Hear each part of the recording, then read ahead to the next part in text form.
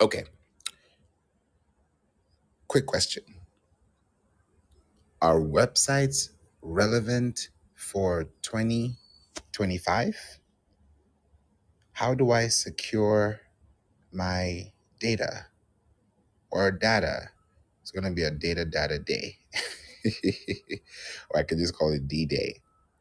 But anyway, welcome to the club. Welcome to the room. Welcome to We Don't Play podcast. Welcome to the Marketing Club on Clubhouse Audio. And thank you for being here with me today. This is a very exciting time that we are in. And the things that we have to think about and what we're doing for the people we're connecting with has to be very, very, very, very, very intentional. That's why I'm doing something intentional like this to have a room where people can come in, they can learn, they can grow, they can also take information. And this is where information starts to really pick up because if you're thinking about the future and you want to make sure that your content is secured, it's also ready to go, and it's also in a position that actually gives you that longevity, then you want to be in that position of connections, right? That will definitely give you the momentum to actually see yourself on the other side and actually connect to the right people, right? So we're going to talk about this today, and we're going to do this for an hour, maybe a little bit over, but this room is definitely going to give you some insights, and I can't wait for you to actually get these insights because the more you're able to know what's going on for your website, the better it is that you the better it is for you in general because you can do more with the much that you have, right? So this is going to be exciting. This is going to be very exciting. I scheduled rooms from Monday all through Friday, and the reason why I did that, in advance is because I want this to be like a series where you can learn, you can actually take some insights, you can take some information, and by the end of the room, you ask yourself, if this question really applies to you. Welcome, no carbs, and we want you to make a decision for yourself and ask yourself, how am I relevant to my market? And we're going to really base it into three models, right? And we're going to really really base it into those models that you will definitely see them. And I think that by the time you look at the value, then that could also give you like the next point in mind. So we're going to look at something called Tam, Sam, and Psalm. This sounds like three things. Tam, Sam, and Psalm, right? What are those? So Tam is total addressable market. Sam is serviceable addressable market. And Psalm is serviceable obtainable market. Now, those are three different. This is something you can Google. You can check it out. It's available everywhere. So you can definitely get to see, what it means. But when you look at exactly what it's referring to and how to calculate it, that's when you really get to see like, okay, what is the real value, right? Because you want to get from Tam to Psalm. That's really where you want to get to. You don't want to stay on Tam. You don't want to stay on Sam. Because when you stay on Sam and when you stay on Tam, you stay in the addressing market. When you hear the words, it's addressable, right? When you hear something is addressable, like if the word able is there, then the ability for it to happen is almost 100%, right? So if you are addressing something, addressing someone, addressing the people, addressing the family, addressing your colleagues, right? If you're addressable, what is meant to happen? What is meant to happen is that if you're addressable, then the person you're addressing is addressed. When you hear the word address, welcome Ryan, right? when you are dressed, it means that you are, what's the word I'm looking for? You're helped, right? You are serviced, right? You're given that opportunity. So that's where those things come in. What's up, Ryan? Good afternoon. How are you? Very good, brother. I'm so happy that I caught your room today. Did you have one yesterday? Yeah, I've had one all week. I can't seem to see any notifications or anything from you, so I've been missing, man. Jeez. Wow. Yeah, I've had one literally every day this week. Every single day. Like yesterday, we were here talking about LinkedIn company profiles, how to optimize your page for SEO. The day before that, we were here talking about web pages versus social media pages versus landing pages. The day before that, we were here talking about backlinks. What are backlinks and why are they important? So we did Monday, Tuesday, Wednesday. We have one today, and then tomorrow we have another one on social marketing versus email marketing versus billboard marketing. Sorry, I've missed out a lot, but I can't see no notifications from you. I've been checking, but I can't see nothing from you because I've been in Clubhouse nearly every day as well. That's wild. What? So today, did you get a notification? Did it happen for you today, or you just knew that it was set for this time?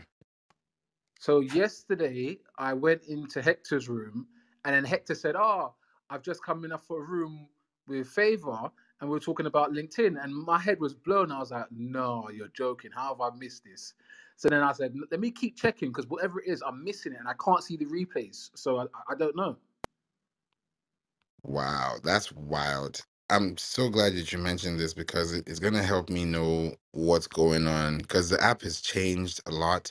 And I like to make sure that even my, episodes are not missed. So if you click the link I put in the chat, that link is going to take you to the podcast and you're not going to miss anything, because I look at Clubhouse and I look at podcasts and I look at broadcasts, and if they're all within the same field, then, if you're trying to find the replay, it might be hard here on the app, but I make it accessible so that you can get all the information that you need. So yeah, please feel free to, click that link, put your contact information and you won't miss a beat on the next ones. Yeah, I'm doing that right now because I'm actually upset that I missed those. But anyway, at least I can listen to the replay because went onto Clubhouse to try and see the replays, but I can't see the replays on Clubhouse. The replays on Clubhouse usually are kind of, I don't know why they make it so hidden. It should be in the front, but it's like in the back. So when you go to the marketing club, you hit on the marketing club where you see the number of followers on the top right. To the right of it, you'll see three dots. When you hit those three dots, you're going to see the sharing the link to the house, and you'll also see listen to replays. So that's where the replays normally are in any house on Clubhouse. When you hit on the house and tap on the top right to the three dots in the top right corner, but it's so hard to even know there's a replay behind those three dots. So I'm hoping that they can, change that because I think replays is one of the greatest things. And this is a thought that came to mind, Clubhouse. Imagine if you have a replay and you know how you have replays in the chats, in the chat bubbles. Instead of it being like that, let it just be like, oh, I have a replay. I'm going to repost my replay to my feed. So all my friends in my feed can actually see my replay instead of seeing like asynchronous chats. We can have that plus a mixture of replays, and those replays could just be like based on what was done, what was said, and it has to be manually pushed instead of it automatically pushed just to avoid all the noise. But that's my thought process. What do you think? Yeah, no, 100%. That makes perfect sense because you're right. At the moment, you've got to go hunting. But for instance, if you were reposting it and I could just literally go on, favorites reposted something, click that, and it brings me straight to the replay. That's brilliant. That'd be top. Yeah, I hope they're able to do it. Clubhouse is coming back, so I like how they are now. The For You and the Explore, maybe even a replays, saved replays. You know what I mean? Because we have saved replays, so maybe even the third bar or the third at the top should be saved replays, and then you just tap in, and everyone that has their replay, it's all in there. So these are ideas. We're just talking about them. So when they do happen, if they happen, because anything can happen, then we know that it happened here, or it was thought through here, or at least this was part of the conversation that landed us into that position. So I'm so grateful that you guys are here today and you are listening. The app is really huge now, so I'm really glad that everybody is in another room, in different rooms. And just by being in this room and with the new algorithm, I realized that it takes anywhere between 10 to 30 minutes for the app to pretty much get into other people's feeds and let other people know, like, hey, this is what we're doing, this is where we are. So I know that it's going to take some time, but I'm also excited. There's a time actually I did a room on Clubhouse this week. This is when I knew that this theory is actually accurate. I did a room for 30 minutes like this, like literally no difference. Opened up a room, nobody was here for 30 minutes. This is a house that has almost 350,000 members, but nobody was in the room. After 30 minutes, it started to flood. Like people started coming in. You guys started getting people with pink tickets. I was like, where have y'all been for 30 minutes? But I did that knowing that, okay, if you guys show up after 30 minutes, what can I say in these 30 minutes that will have to make you want to come back to listen to the replay? So I was able to use that like as a masterclass where it's like I'm talking to myself and not many people are here. So it also gives that long term thing. So I'm gonna say one thing about LinkedIn before we jump into this topic today, so that I can also kind of string this along, because I've been doing it like a series format where you listen to the last episode and it kind of brings you into the new episode. And it's a good way for you to, really get some things with LinkedIn. So if you've ever used the Giphy app, right? Giphy app or Jiffy app. If you use that app, this is a pro tip for you.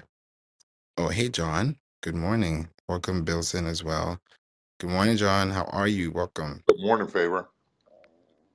Thanks for being here. So, guys, if you use LinkedIn and you download the Giphy app, Giphy, right? This is something that you've never tried. I'm probably sure you haven't. I have, but I know when I did, I was blown away and I felt like not everyone does it on LinkedIn.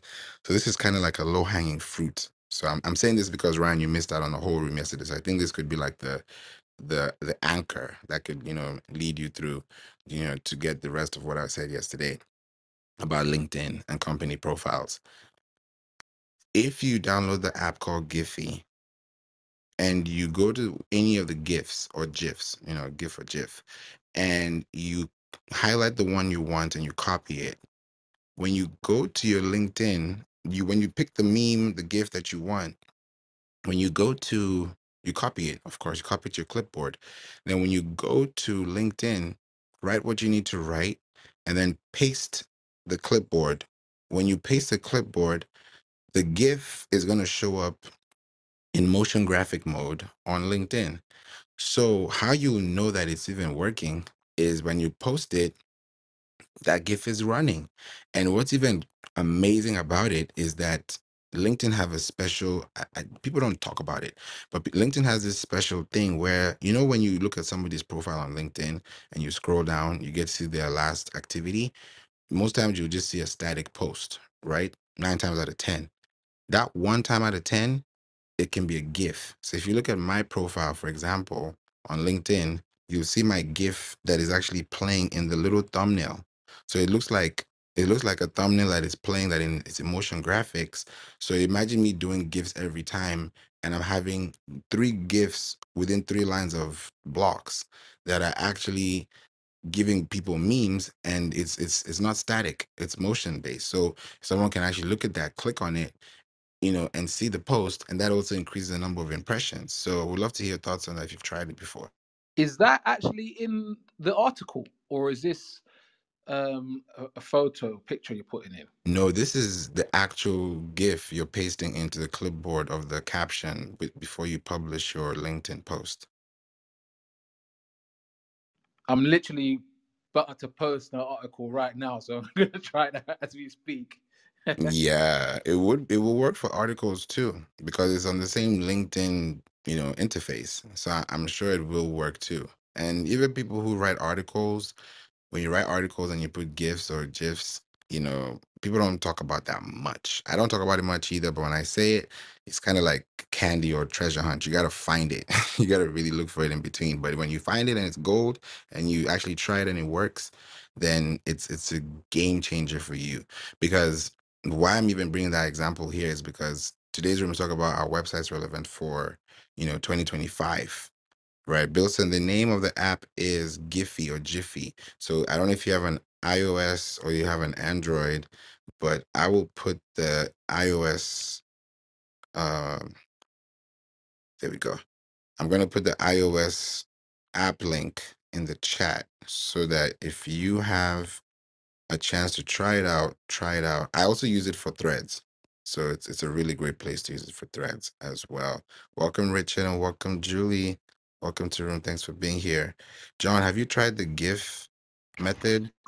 I have tried gifts like we talked about in podcast titles and some of my social media posts, and to be honest, with you, I've not seen any change, none whatsoever. But toward the end, I'm still experimenting with it, but I'll try that you talked about with LinkedIn and see if that makes a difference. I just did send a LinkedIn newsletter via article to more than 5,500 subscribers, and so I'm going to try it and see what happens. Thank you, John. Yeah, please let me know. Let us know too, because that is a huge game changer. Hey, Richard. Exactly. You see, those things, I think it sparks conversation, it sparks reaction, it sparks engagement, it sparks, you know taste. What do you really like? Everybody's, we all know, okay, Sesame Street, we can all relate. Like, it starts from like base level, and then you start seeing a meme about a movie you watched, and then you see it's like it just keeps getting better because those are moments that people remember when they happened. Now he's going on OD. So it's like you can see how it really creates an expression when people see it. So if you really do it with an intention of actually connecting with people, it's different. Like, I did mine today, not knowing what was going to happen. Of course, I don't know what's going to happen. I don't know the future, but I said, okay, let me just make this post, right? And I'm going to put the link here I was going to say on LinkedIn, but I'm on LinkedIn. I'm going to come to Clubhouse and I'll put the link in the chat. Now, when you see this link in the chat, when you click on it, it's going to take you to the post. And what I've also noticed is when you look at the LinkedIn link, this is why I'm talking about data websites 2025. Like, this is like I'm kind of like tailing it from the previous episode. If you look at that actual text, the URL, right? LinkedIn posts, you can literally see that. If you notice something, you can see their numbers. I said 50 followers away. So it's like from 10,000, and it's like it's hanging by the little tip, like literally by the string. And then when you click on the link, it will show you the GIF, and that GIF is like, you say Thursday, we say Friday Eve. So I just posted it, you know, and then somebody commented literally 49 minutes ago, and I posted it an hour ago. So that was just, a little span of about 11 minutes. And she's like, "Oh, you've made my afternoon. I didn't expect that. Congratulations. I'm pretty sure you hit that before the close of day tomorrow." And just sharing her thoughts. She didn't have to say anything, but I've made somebody's afternoon because of a GIF, because of a post. It's a LinkedIn message. It has nothing to do with anything. It's just saying, hey, this is what I'm doing. And I've started testing it out where I just write one-liners or maybe three paragraphs, not three paragraphs, three lines of text, and just use one sentence to just say what I need to say. And then maybe the first one is attention, the second one is information, the third one is action, or call to action. So doing those things consistently helps, because when you now start looking at the question, how do I secure my data or my data? I don't know. Is it data or data? Ryan, what do you guys say in the UK? Is it data or data? We say data. Well, Data. obviously in the US you say data. John, what do we say?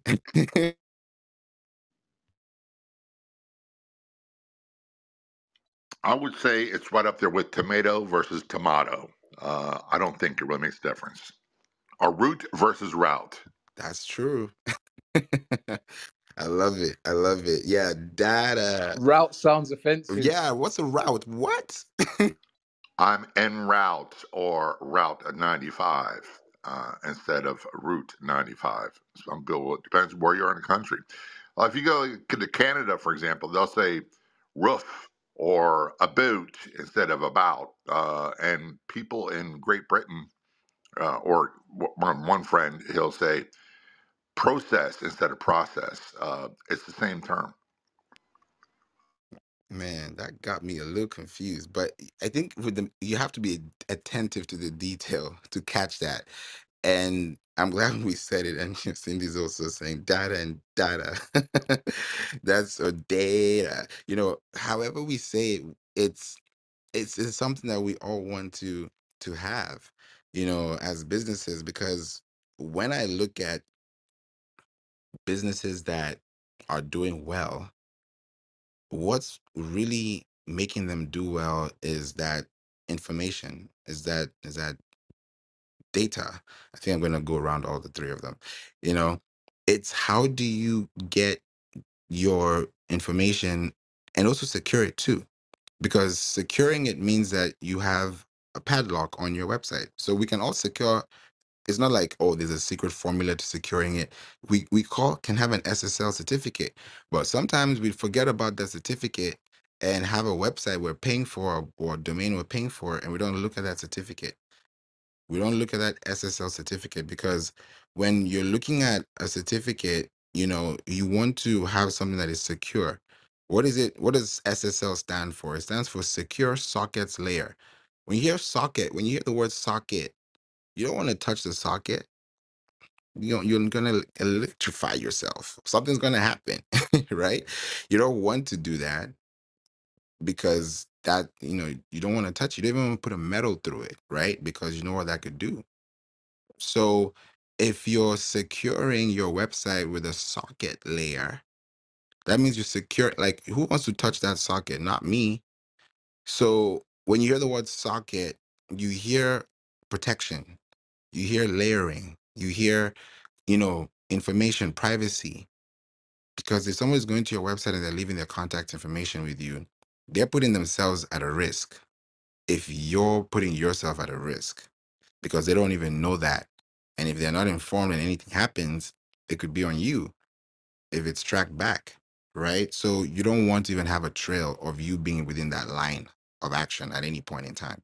So securing your information is important, right? There's HTTPS and there's HTTP, right? So that S you have after the HTTP, you want to make sure that that is an S with it. I've never really talked about it like in this detail, but I want to, cover this too, because, you want to think about how secure your business is, right? It stands for Hypertext Transfer Protocol, right? But the S stands for secure, right? So we all have websites. It's all HTTP, it's all www, it's all, this.com, .that, .this. But when you want to have a padlock and you want to lock something, if you lock your house and you put a padlock, or you have a key and you have a privacy, you can't barge to that door unless it's broken through, right? That has to be a very serious reason why that would happen. But the chances of that happening are slim if you have nothing to do with anything that can cause that, right? So if you are securing something, when you protect your home, right? You're securing your home. When you secure your home, when you have cameras, when you have all these things, when you have, detectors, all these things is to secure your property, right? If you trespass, that's a problem, right?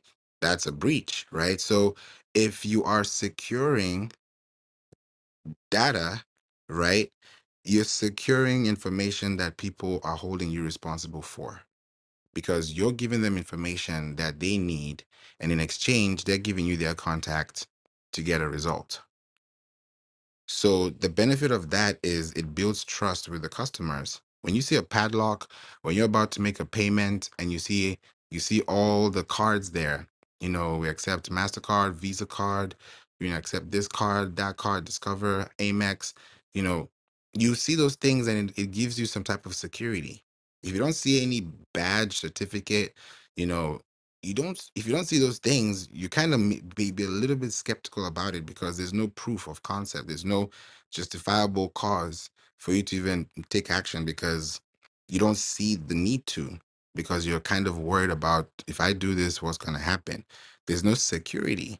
So when you secure your data by going to the domain, and how it's done is whenever you buy a domain, they tell you, do you want to add a padlock on it? When where they ask that question is whether you want it private or public.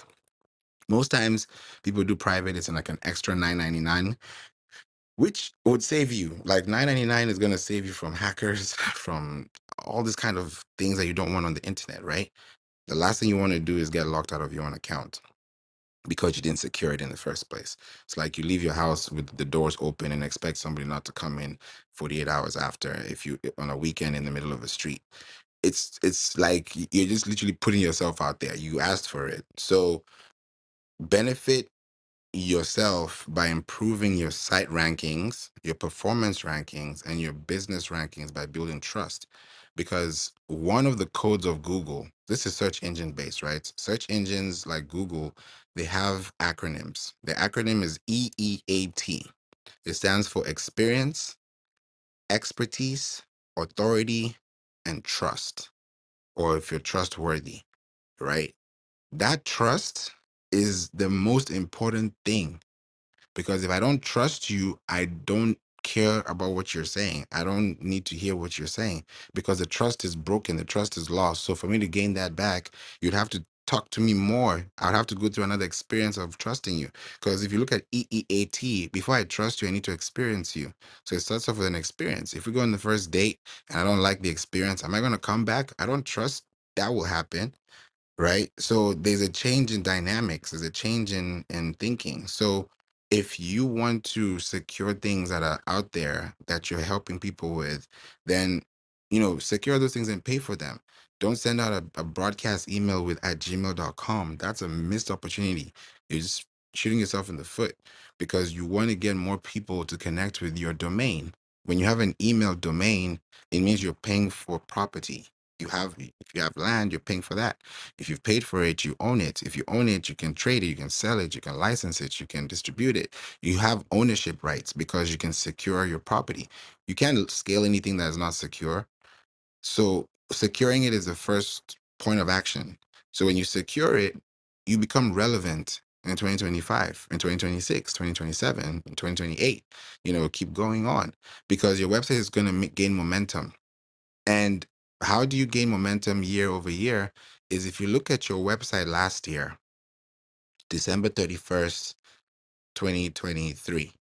If you look at the number of pages you had, and then you look at December 31st, 2024, this year, God willing.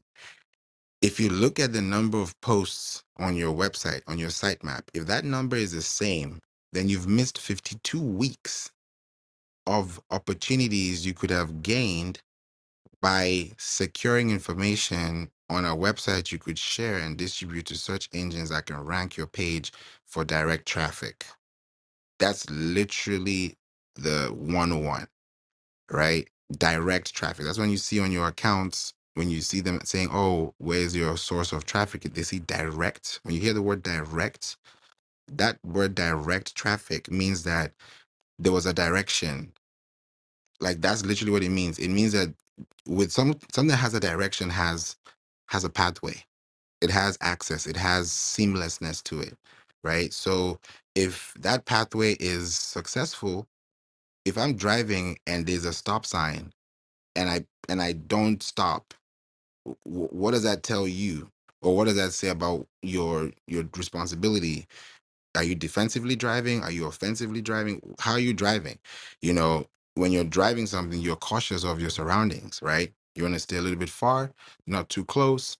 You want to make sure that you keep a distance. That you're protecting yourself in the process. You don't want to be tailgating somebody that could lead to something that you don't want to have, right? So when you are securing your information, you're treating your website like traffic, because every web page has traffic.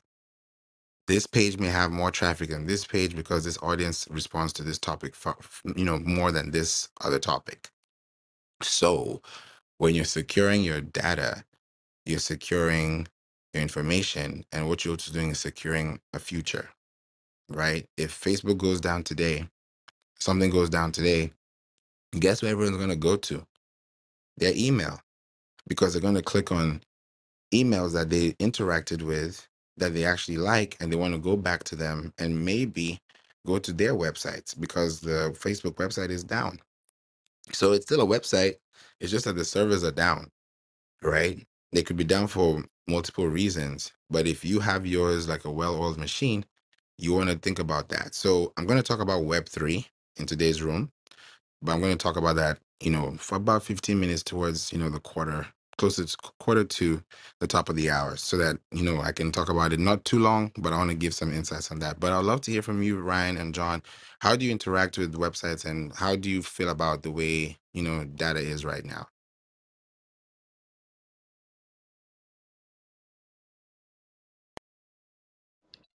I'll start. So for me, and people say websites are not important. I'm gonna tell you they're vital.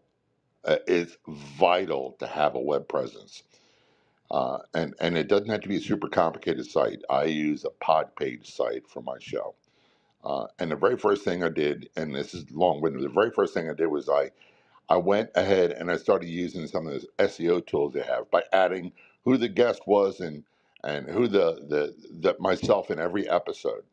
I immediately began to get increased reach and discoverability on search engines. Then I started focusing on the titles. I started focusing on show notes. All that's important.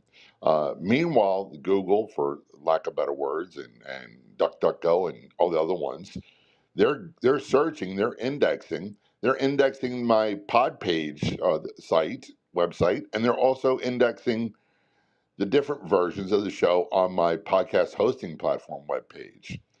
And here's the last thing I'll say: no matter what you have, if you're selling something, for me, it's about getting podcast listeners and more radio stations. If you're selling anything with social media, you cannot conduct business unless they get off the app and go somewhere. That somewhere is your website. You can also add email, subscriber newsletters, a whole schmeal. But social media is a distribution point. That is not your distribution hub. If you want to convert, you want to sell, you want to convert a lead into a customer or client, they got to go somewhere. That's the problem so many people seem to have with just creating videos. It's great. I'm getting lots of views. I'm getting lots of famous. Are you making any money from it? The answer is no. They're creating more work, but they're not getting any response from it. So if you're in a response-based business and you don't have a website, you're going to lose that argument every day. Oof. That was a good one. Thank you so much, John. That was a reality check. That's how I felt when I heard that, because I'm like, yeah, sometimes we do it, but the consistency in doing it has to also produce results. We have to keep going. And if we don't do it now, your competitor is doing it. And I think one of the things people don't really see is the difference between the price and the cost. What's the price? Because today's price is not yesterday's price, right? Yesterday's price is not today's price. But the cost is going to be dear based on how far or how close you prolonged it.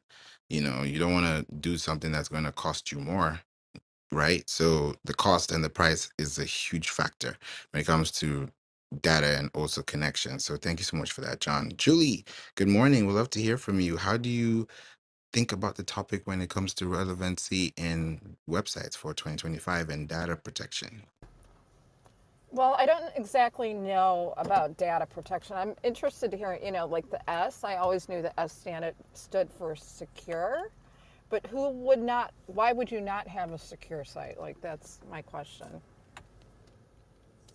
I think it's because of the price and the cost. Some people may not want to pay for that extra 9.99, and they'll leave it public. But the cost is that now they're gonna get breached, and they won't be able to have a secure site. They're paying for a domain, and they're still losing money and time.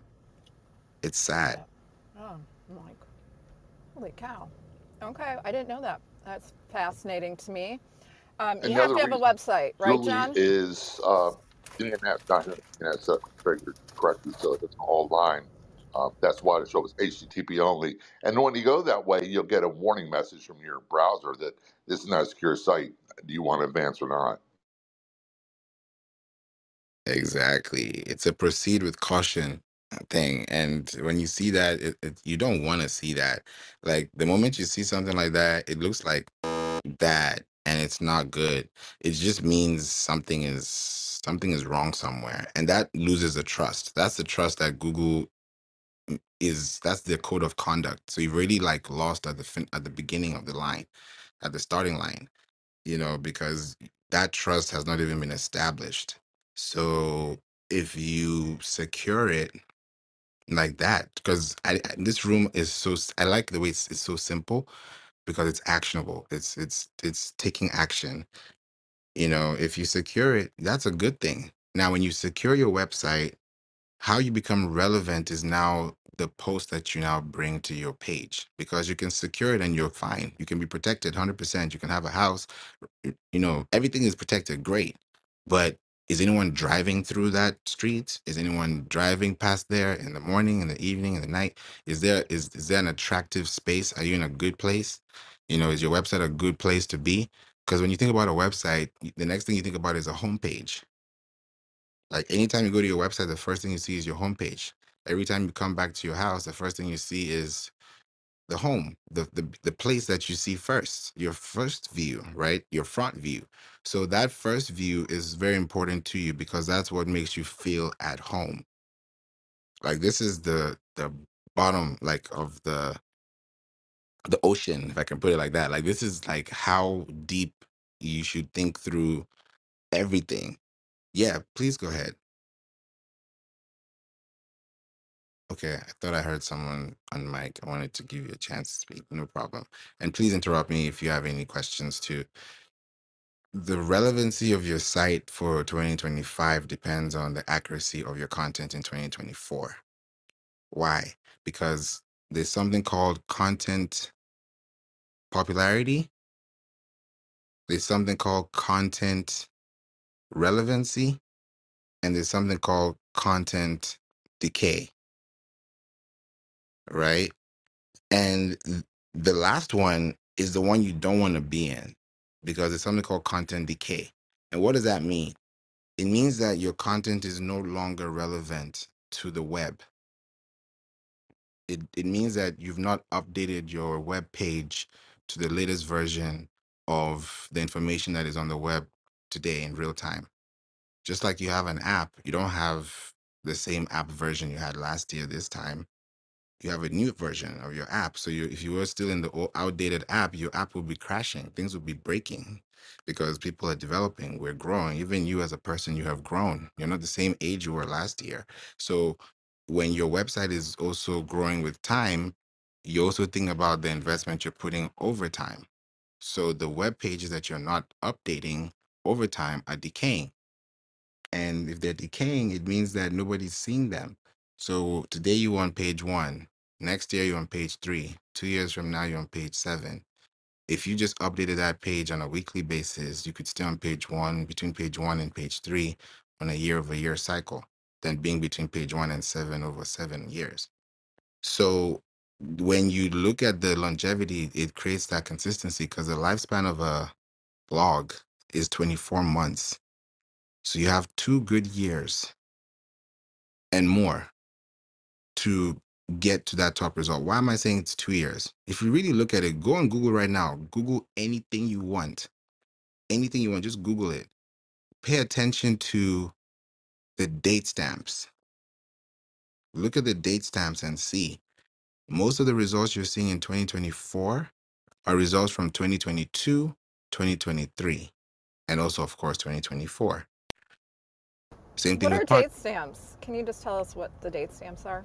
So date stamps. So like if okay, I'm gonna go to Google right now and type in something. So somebody give me a word or a phrase. John Wiley.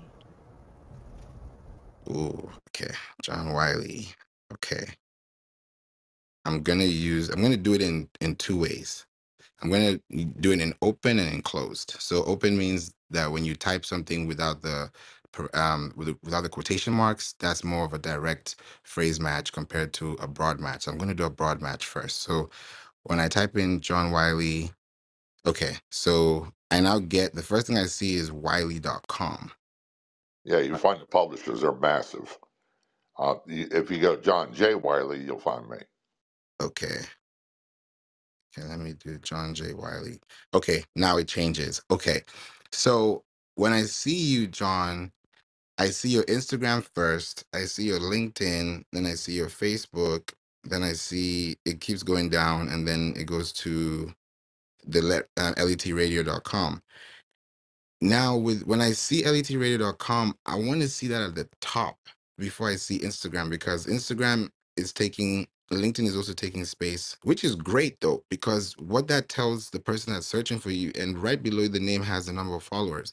So it also shows your dominance on the social web, which is great currency for visibility. That is great in itself. So when you have the website on top of those, it also shows the dominance of you being the, the author. So my guess, because I've never checked your site, I've never really looked at the Google search, but if I look at it, I might have a guess that maybe it's either the Google Search Console, the site mapping, or the indexing that is not getting it to the top. But there's a way to fix that. So I see that. And then at the very, very bottom, that's where there's WGN radio. And then the date stamp is now there because I was looking for it through the listing. So at the very bottom, I see May 5th, 2024. So sometimes on Google, you don't get to see the date stamp. Sometimes you do because some websites like to keep it open. Some websites like to keep it closed. So I think with it, because the radio station too, they keep it open because of the date stamp and because of, just file directory and also archiving. So seeing May 5th, 2024 tells me that this is a recent or this is this year. So Yep. yeah. So Try this looking at that, favor. go ahead. Try Yeah. putting in Google law enforcement talk because that's my brand. And what you see is totally different. No one searches for me by my name. That's not something I promote. I do. Yeah, but the radio Yeah. shows what Oh pays the yeah. bill. Yeah. So just type in law enforcement talk and see where it shows up. Okay. So when I see law enforcement talk, okay, I see the podcast show, which is first the local pack, the Google business, which is good. And this is yours, right? I believe. Correct me if I'm wrong. That's me. Okay, I wanted to be sure. Okay, so this is perfect that you have it. And then you also have like podcasts, which is really nice. The podcast has an AI overview, which is really cool. You have reviews here, but I don't see any reviews. So imagine if you have people listening to your podcast. This is a huge tip, John. I'm giving this one to you because I love the community. I love connecting with you, and you've really inspired me to do a lot of things too. If you use your review section, I'm just saying this for the very first time. This is what I would tell you on a call. If you use this review section and direct your followers to leave a review on Google, this place is going to be huge for you because now those reviews are going to be off page SEO back into your website. So that's going to that's already one tactic, already one like hit I would do that would take your website from the listing where it is to the top of the listing. And then from there, when you have that as well, it also creates that connection. You already have your profiles there, so which is great with your social media. So having those reviews, like podcast reviews, not only on Apple but on Google, is a huge opportunity to get a lot of awareness out the door too, because you already have your Google business profile. Have you thought about it, or is that it's maybe in your Well, here's roadmap? the thing. I don't push reviews on Google. I don't use reviews, but like in Apple, if you scroll down, it's got 1,592 reviews. And I've never once asked for a rating or review, and it's got a 5.0 rating. So what do I have to do on the Google to get reviews? I think if you okay, so there are two ways to do it. So the first way I mentioned, if that doesn't work, then there's always another way out because I like to always look at it from a dichotomy, perspective. So from the second layer, another way would be since you don't tell them to actually do it and they just do it naturally, then I would use the Google on the business profile, when you're in there, you'll see a section called updates in your Google Business profile. So when you open it, you'll see updates. So within those updates, you can update your Google Business profile with like the way you have your thumbnails for your LinkedIn newsletters, for your emails. You can have that same thumbnail and push it out as a subset within the Google Business profile.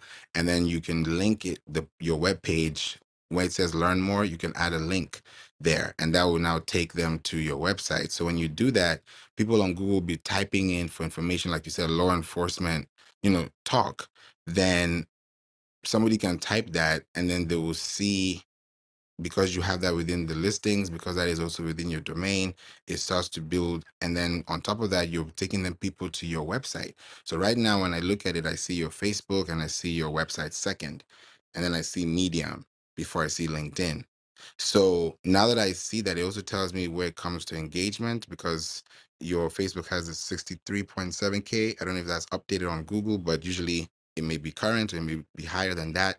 And then you have your website at the bottom following that. So that also tells me where the graph is. So if I'm using that to push out content on your website for let's say for next year, then the relevancy of your website still being visited on a day-to-day basis is when your update section on your Google Business profile has a link to your website that people can link back to when they see the thumbnail in the updates feed section on Google. So that way, when they're already on Google, they can naturally leave a review there because they're seeing an update. So like you're not really telling them to leave a review, but it's available for them to see it because they're also within that community and using that feature as an asset. All right, and we're turning to someone else. I'm going to do a post right now for the most recent episode of my show, the podcast version, and see what happens. Experiment with it. Thank you. You're welcome. Yeah, this is great. Great, great. Thank you so much for that. Julie started this off. So Julie, I'll pass it to you. What are your thoughts now when you asked about the date stamp? No, it's clear for me. So thank you for explaining that, Pave. You're welcome. Thank you so much, Julie. Appreciate you. And welcome, Wendy, Chris, and Chris. I see you as well, Deborah. Appreciate you for being here. So, oh, I'm seeing it right now. What did Richard say? I'm younger than I was last year. At least that's what I'm saying. Yeah, if you drink collagen, if you work out, if you swim, if you have a good mindset, if you eat healthy, if you eat fruits, I got to learn something about fruits the other day. This is totally unrelated, but the shape of a fruit is literally how God created like the human body. It's crazy. Like carrots, if you really look at them, they look like eyes when you slice them, right? And they have those little, if you really look at it deeply, so it helps you with your vision. So if you look at avocados, I heard that is good. Do your research, guys. I'm just telling you what I've seen and what stood out to me. You know, for the woman it's great for the womb, for the uterus, because it's really good for avocados are good for that. I was like, interesting, I didn't know that. Walnuts, I didn't know those are good for the brain. If you look at a walnut, it looks like a brain. Like I was just fascinated one day and I was like, this is so interesting to see. So when you eat fruits, vegetables, celery is good for your bones. That's why if you look at a celery, it looks like a bone. So I look at these things outside the box. Like this is totally unrelated, but I hope it also helps you if you look at fruits differently now. But the benefits of giving people information that probably they didn't even ask for, but it's also beneficial to their daily lifestyle, then it also keeps that awareness open, which also creates a product awareness set. And that way your website becomes relevant. So how do you stay relevant in 2025, 2024, going to 2025 and beyond? Is by creating commercial content. How do you create commercial content? If you have a product, use your product and look for the next best thing in the market and compare your product to that product. Try that out and see what happens, especially if you're indexed and connected to Google, connected to Microsoft, connected to, you know, Apple. You're connected to these search engines that have access.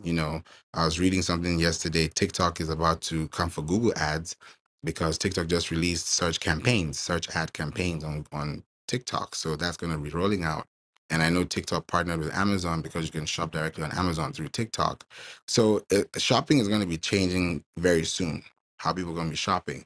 So when I'm watching and I'm seeing it, I'm like, how are we going to all secure our data or data together by also looking at all these other platforms that are really beefing up their databases, they're beefing up their systems to secure more data, right? To secure more information, to secure more algorithms, to secure more pathways, right? Because people are always changing, people are always thinking differently, people are always inventing, people are always growing. Like we can't be using ChatGPT 3.5 right now, because there's something different. So if we want to create commercial content and you have a product, compare your product to that product. Websites that do that great are course websites. If you look at course websites, this versus that. SaaS websites, SaaS software, they do so well with that. If you look at, hotels, they do that too, you know, in different ways. If you look at Yelp, they're notorious for that. you know, they just go crazy. Top 10 foods to eat in in Arkansas. You see it there on Yelp. It has no business on the web, but it has everything to do with the locality and the efficiency of the people looking for that information. And Yelp created a result. That's why they're at the top, because no one's competing with them. So when you're at the top and you don't have competition, guess what? You're still on top. Like, if you really think about it, if you don't have any competition, if there's no competition, who's number one? Who's number one? It's the same thing. So if there's competition, then that's a shift. That's why there's Tam, Sam, and Psalm. I talked about it earlier today in the room. When you think about Tam, Sam, and Psalm, you got to think about those three people. I call them people, but it's because it sounds like people, but it's really the total addressable market, the serviceable addressable market, and the serviceable obtainable market. How do you get those three? How do you get from addressable to obtainable? Because you can reach the total mass, you can connect with so many people, but you don't serve everybody. If I'm a cobbler, I can't serve everybody because that is a specific service and it's addressing a specific market. But the total market I'm addressing is X amount, right? Now the serviceable obtainable market is okay, out of these serviceable addressable market, these are the people that I'm talking to. These are the people that know what I do. How am I going to obtain their trust? How am I going to obtain their traffic? How am I going to obtain their contact? Because when you think about the word obtain, really ask yourself, what does the word obtain mean? Obtain means to get, it means to acquire, it means to secure. That's the actual definition of the word obtain. So it's also going back into the topic, right? It means to get, acquire, or secure. So how do you secure a service in a market that is so wide? How do you set realistic goals that are so obtainable? We think about SMART goals, right? SMART goals, they have to be obtainable, right? They have to be really time sensitive. They have to be really addressable, because if you're addressing this and you're connecting, you have to connect the dots, right? So if it's addressable, yeah, you can capture everybody, but if it's not obtainable through the service you provide, then that's where brand awareness comes in. That's where advertising budget comes in. That's why when companies partner with companies, they look at their SOM. They don't look at their TAM, because their TAM makes sense. Everybody can drink soda, everyone can drink juice, everyone can drink water, but who's going to be that specific audience that cares about spring water and wants to probably drink Kangen water, or they want to drink water that has electrolytes, or they want to drink water, that they can get from Iceland, for example. Like, that's specific, right? So everyone wants to drink water, but people want to drink water between a pH of, let's say, 8.5 and 12. How are you going to know what SOM that is? if you don't connect with the people that talk about those things. So that's how you attract investors. That's how you attract businesses. That's how you attract sponsors, because you're addressing a serviceable, obtainable market. If something is obtained and you can secure that market, then you're going to have a market share. You're going to have a share of voice. You're going to have a dominance. You're going to have a listen score on listen notes, because those notes are show notes from podcasts you produce. So it's literally like a step formula that it takes time. Don't look at the numbers. Just give as much as you can. And those numbers will just change in front of your eyes. You'll be like, oh, wow, okay, I won this award. You didn't think you're going to win the award. Yes, you were doing it for a good cause, but the award now responds back to your obtainability, because you were able to achieve that. You were not looking for the award to be congratulated. You were looking for the impact it's creating after the fact. So those are things that you have to look at as a business and ask yourself, where are we going in 2025? Where are we going with our websites? If I look at a website today, I'm still seeing 2023 at the footer of the website. It means that that website was probably not touched. And how I'll know is I'll go to the sitemap of that website and it will tell me when it was last modified. When you go to your computer, your local drive, and you see this folder was last modified on this date, that same information is public on your sitemap. So when you don't update your content, and I look at your sitemap and your last updated content was last year, how are you going to be competitive this year if you've not updated your content? For every one post you publish on the web, you need to at least have two, I would say 2 to 8. Give it like an 80-20 rule. For every 1 to 2 posts that you post in a week, update at least, a good number of, at least between four and 8 of them. At least try to update more posts than you create. That's what I'm just trying to say. Let your ratio of, when you think about your debt to income ratio, like think about that balance. You want to have a good one. You want to have a low debt to income ratio, right? So if you want to achieve that on the web, right? That's why I like to scientifically kind of put them together, is you are updating content on a weekly basis as you create and publish new content on a weekly basis. So by Friday, if you made a post on Monday and Tuesday, by Friday, all those posts that you are updating should link back to Monday and Tuesday's post. That's where relevance comes in, because if I'm not linking back, we talked about backlinks yesterday. If I'm not, that's LinkedIn. If we're not linking back, right, to the post that we made, that actually make the difference in the result that we're getting, then we're missing out on the information that we could be getting in the future. Because if you're not securing data right now, if I say, oh, I have 1 million impressions, great. But do you have 1 million contacts? Do you have 1% of that? Do you have at least 10% of that? And then those numbers start to really get into the sum. What is that serviceable, obtainable market? I don't think I've really talked about this much, but yeah, this is the major thing. Like I was doing a Tam, Sam, and Som analysis for a podcast show we're about to start, pushing out on the billboard, which I'm excited about starting this weekend, because it's like, we're going to reach 15,000 people in a week. Okay, people are going to be driving this road. How are they going to know this podcast? Some people will be walking past it. Some people will be driving past it. And we're spending about 10 cents per second. So if we're looking at it like, okay, this might be costing us, okay, it might not even be exactly that accurate, but when you look at the overall factor and you're spending about, 5 to 8 seconds actually, per slide. And if people think about the time people see something, read something, think about it, and take action. That time lapse has to be calculated. I could put it in 8 and put in 4 sequences. So the first 2 seconds, they see it, they realize. The next 2 seconds, they're squinting to see. They want to know what they're reading. The next 2 seconds, they're like, okay, they're trying to analyze it. And then the last 2 seconds, they're going to take action. So within an 8-second loop, you've created an awareness phase that has turned someone to take an action because they see something they desire or something that they're interested in. That's where the relevancy comes in. So we're doing this for churches now. And I'm really excited about it because, I was even thinking from Monday to Saturday, yeah, you can have church services in between, but instead of having come to church every day and you're saying that on a billboard from Monday through Saturday, why not split it up and do from that's what we're doing Monday to Thursday.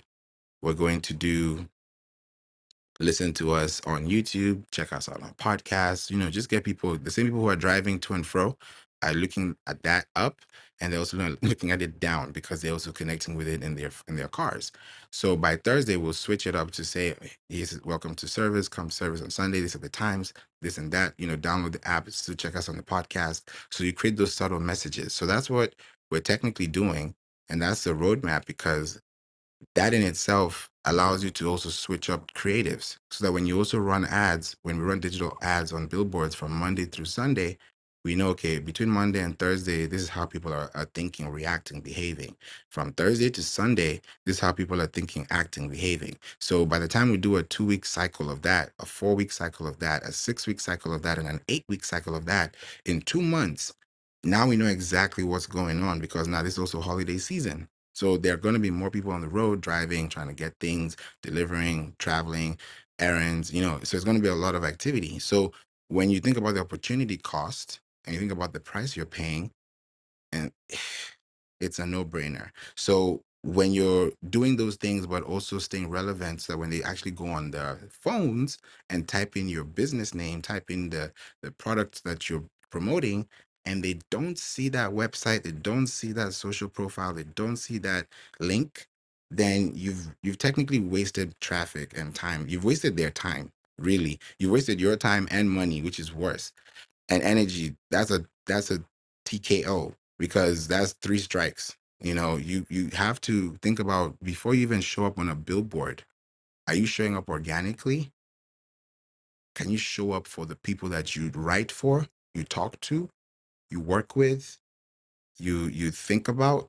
So if you can get those buckets and achieve those on an organic scale, the billboard is perfect. Churches is just perfect because it's a weekly thing and it's a service, so it's just automatic, right? But if it's a business, if you're running a store, if you have a business, if you have a podcast, why would they look up and listen to you when they see your board or your billboard? There has to be something catchy. And for them to know it's catchy means that you have achieved the concept of winning their attention or capturing their attention before they saw you on that billboard. You can be on the billboard all year and they'll know you. That's great. You can literally start from billboards and finish with billboards and be known, and hooray. But you're spending money to churn that energy when you could have been spending that time to save that money and actually write content that people can read. So it's a saving mentality. Think about saving and not just, burning money away.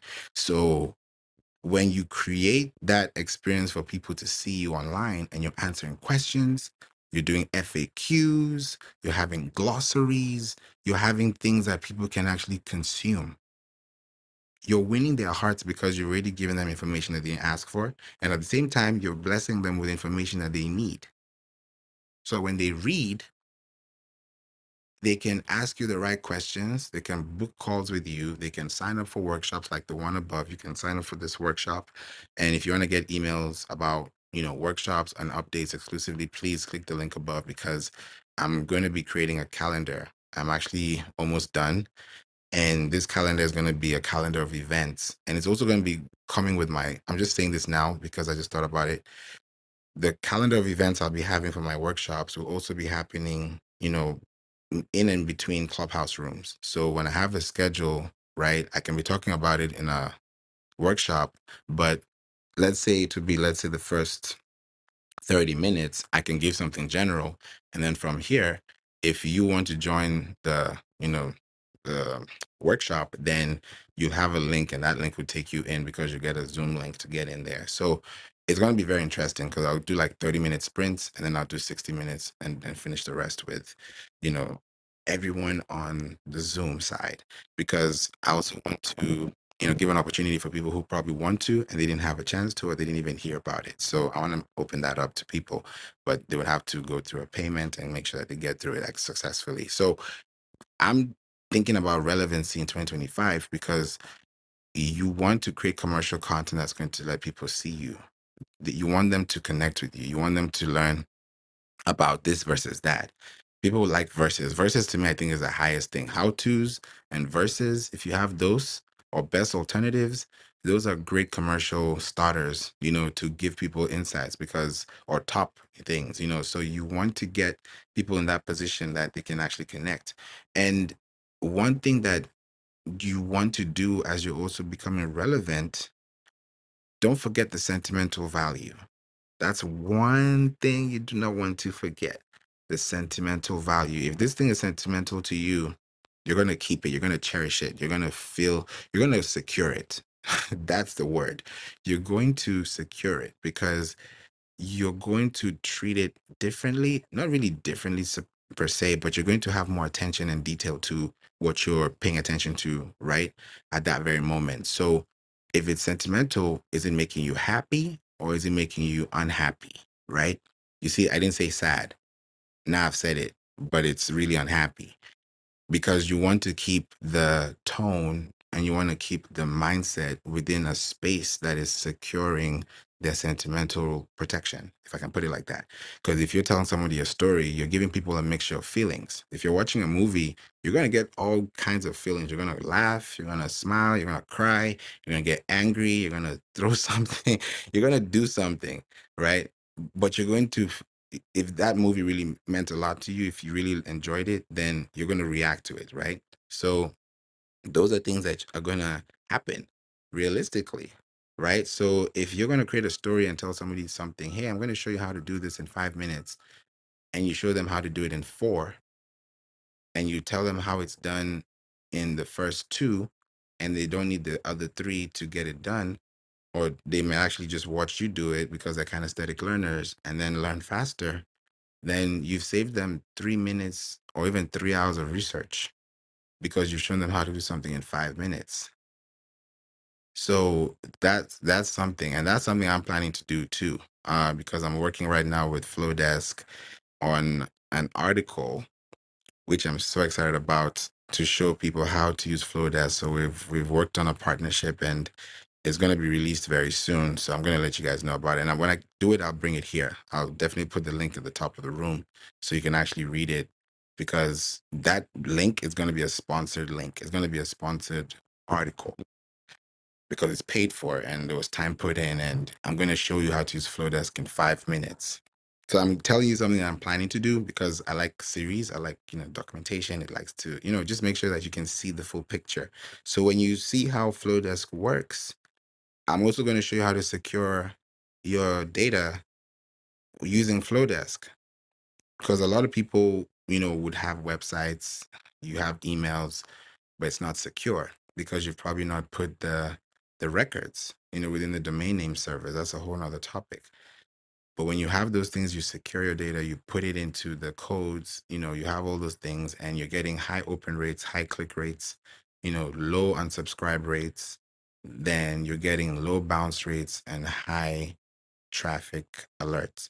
That gives you, responses. So if you are, running a billboard and you're putting a billboard in front of an audience that you've always connected to in your analytics, and okay, people in New York listen to my podcast, and you go to Times Square and you put your billboard there, and you know that people in New York actually, listen to your podcast, then that's a great way for you to even start, connecting with them face to face, literally screen to face or face to screen.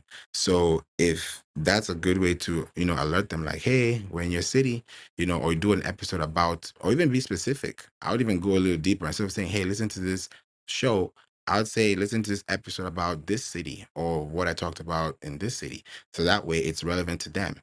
And if you say, hey, New Yorkers, and you talk about something and you say something in your podcast that's going to relate to that episode, that's a point of entry for them. Yeah, you have a whole show with thousands of episodes, but that one episode that talked about that one thing leads them to discover you in a whole new way. And then you start getting into affinities. What do they like? What do they not like? Do they sign up? Do they unsubscribe? Do they subscribe? Then you get to secure that data because you've shown up for a whole 30 days and now you have 1,000 people. In a whole year, you can get 6,000 leads. What's 6,000 leads in 12 months?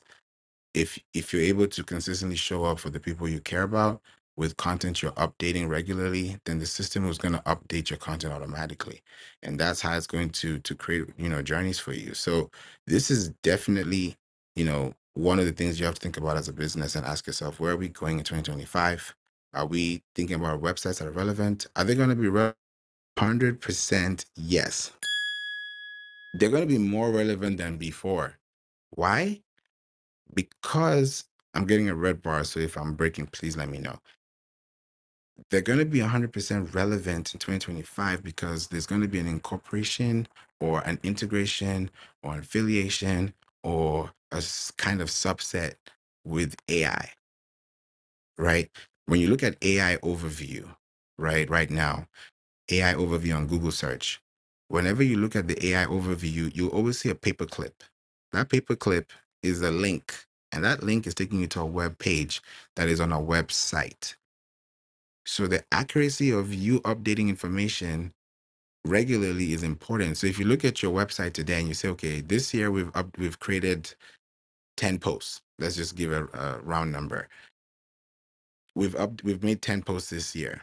That means for every month of the year, we've made at least one publication, right?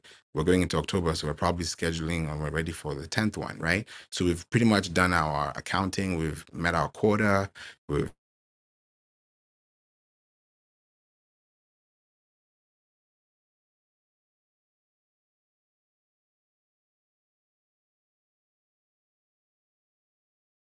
potentially going to do 12 by December at that pace, right? So that means you have I'm looking at a year over year cycle too. So you have 10 new posts and you have 12 old posts from the previous year. So when you have 10 new posts for the new year, before you get to the 11th post, the 12 old posts needs to be updated so that you can have 12 plus 10 updated posts. That's 22. So you see how that compounded up a huge chunk because you have content that is updated. And why I was saying earlier that when you look at information like the one I talked about with John, when I looked at the page and I scrolled all the way down and I saw that, oh, there was there was a page on the radio show. That's when I knew, okay, if there's an article or something that's going to have that date stamp, then I'll be able to go into the page that actually updated it, and you will see that even they have an update on their end because it will also show like when it was published and when it was updated. So when you see that, it's also an indicator that they also have to update their own content to stay relevant. So they're updating it because they know the power of that consistency in relationships. So when you now have a relevant website with relevant web pages, then you have relevant context to help people who are searching for relevant content. That's how, put it together. So that's definitely something I hope you guys were able to, capture as well. Wanted to say hello to you, Cami. Good morning. How are you? And we'd love to hear your thoughts about the topic. Hey, good morning, Favor. I'm just taking it in. I'm gonna sit back and listen, but it's good to hear from you. Thank you. Thank you. It's good to hear from you too. Ryan, I know you're also, with, strategies, engagement, events. How does this help and how do you see this when it comes to event data? Because for you to even have engagement, you need to have people.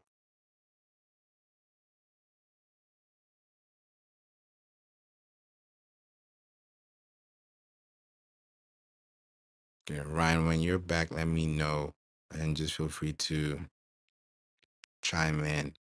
John, tell me about your experience with that when it comes to that capacity, because for you, like you've said, you don't sell, you pretty much, the stories is what is selling, and that's what the brand has a value on. So when it comes to data for you, how important is it when it comes to the connections you're making with the people through even websites that you're also referencing to? Yeah, it's very important because, I know there's a distinction that a lot of people make. I don't think it's that important. I'm not direct selling anything. How I generate revenues through Uh, Meta pays me for a performance bonus for reach. So that's something I drive traffic to via the website, the radio show, the podcast as well. Newsbreak also generates revenue in addition to backlinks and searchability in Google. And then traditional is advertisers and sponsors. They want to get as much reach as they can for the dollars they spend. So having said that, the first focus is for me is getting more radio stations and meeting their needs so that they will put my show in front of consumers, and then in the show content, I drive them to the other platforms, including my website, because that's a revenue stream as well. And one thing that people don't talk about a lot is how traffic becomes revenue. You can use outsource other companies like Mediavine. If you have enough web traffic per month, they'll pay you to display ads. And it's done automatically. You give you a code, you put it on your sub, and it's nothing needs to be done. The longer in your website, the more you earn. They pay you on a revenue per thousand basis. It's a great tool. So I think of it this way: is getting consumers' attention and then getting them to connect with me on social. First is Facebook, then LinkedIn. I don't advertise LinkedIn a lot, but social and Facebook. The reason why is it generates revenue, and when they follow me on Facebook, the studies have shown that people have the mobile Facebook app checked it about 14 times a day. It's the easiest way for me to keep in normal contact with a customer. And the last, I'll close on this. Uh, that if they check the Facebook page 14 times a day, studies have shown they'll only check a website about once a month, if you're lucky. So that's why I do that. If I get them there, then I have a chance to get them to consume my content and I have a chance to create revenue instead of selling them something. Thank you. Thank you so much. Yeah, that's the value. That's a huge one. And I think a lot of people would have that over just, a bunch of followers or just people who are just lingering around, but, having dedicated, active, responsive, actionable listeners, action taking listeners is a gift, because it's something that if you have, you won't have to worry about selling anything because your audience already trusts you. Even if you want to sell this pen or talk about it, they'll buy it just because they value you, they respect you, they trust you. So they know that you wouldn't lead them astray, or you wouldn't mistreat them or mislead them or misinform them. So that trust is huge, especially on the web when people are trying to figure out who do they talk to, who do they want to connect with. It's not every website that you leave your contact information with. Even though they have an amazing website, you might not just like some things. Everyone has their own things that they like. So it's very, very important to look at like the active, potential graphs on how that, so plays into the relevance of, what you're giving as results for your content online. So thank you so much for that, John. Appreciate that. And thanks again yesterday, Brandon. Thanks for joining the room. You had a very great comment yesterday, and I was about to mention it, but you jumped out. But thanks for joining here, Brandon. Yesterday, you had a really good comment about, the topic when it comes to LinkedIn. And we're talking about it today a little bit earlier with the UI. It's beautiful, and the greatness with how they created it is just to give people a simplistic way of formatting or connecting, because people use it differently. Some people use their desktops, some people use their phones, some people use their tablets. So even the way it's done is so different, and that also keeps you, within that relevancy state of mind. So when you're using your website and you're using domain authoritative sites like LinkedIn, you're also using sites like Pinterest, YouTube, and of course Google, then those are the four. I can really put it like that: Google, YouTube, Pinterest, LinkedIn. Those could be the four major platforms that you could be on and circulate and have a quadrant that is really strong. It's like a SWOT analysis, if I can put it like that, if you really look at the social media currency value. Because if you're on all those four platforms and they're all simultaneously going to your website, then that is a huge thing, because Google is also pushing out content to YouTube, especially if you have a podcast, that is also pushing out somebody to, another platform. And, that would be LinkedIn. where you have a newsletter and you can put in your newsletter a YouTube thumbnail or a YouTube link, embed it there.